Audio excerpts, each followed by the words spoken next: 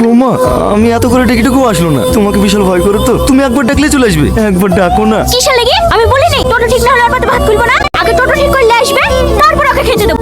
আলু তরকারিটা কি করে রান্না করিছে? এই খাওয়া যায়? মদ গিলিগুলি তো একবারে মুখের সাথে নষ্ট করে ফেলিছে। ওইটা আলু, দেখতে পাচ্ছ না কলা তরকারি? কলা করিছে রান্না করে, কলা কেউ আলু মনে হচ্ছে। আব্বা বকো না তো, চুপচাপ খাও। কি হলো? ভাতে থাকলে আপনি কোথায় যাইছেন?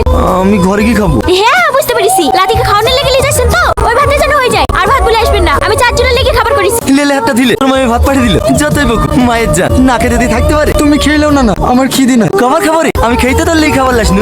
আমি মামিকে ছোটবেলা দেখেছি, একবার খেতে দেবো না বলেছে মানে আমি মরে গেলেও আর খেতে দেবে না। তুমি না খেয়ে আমার লেগে খাবার লেসছো তাই না? তুই সারা রাত খালি বেড়ে থাকবি আর আমার গলা দিয়ে খাবার নামবে বল। যা খাবার আছে ইয়াই দেবে ভাগ করে গেলে। লেলে হাতটা ধুইলে আমার খেতে নেই না না, তুমি খেলো।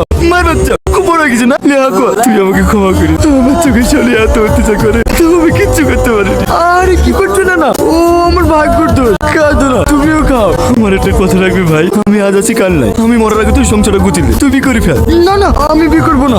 একা কষ্ট পাচ্ছি একাই পাই, ফালতু আরেকটা মেয়েকে লেসে কষ্ট দিয়া। কিসের কষ্ট? বি করে ফেলে হয়ে যাবে। তোর যে জমি জায়গা নাই বকলে শিখে দিতে পারবি না তা তো না। তোর মার পাকে যে জমি পাবে আমি কালকে তোর নামে লিখে দিচ্ছি, তুই বিটা করে ফেল ভাই, আমি তো কষ্ট দেখতে পাচ্ছি না।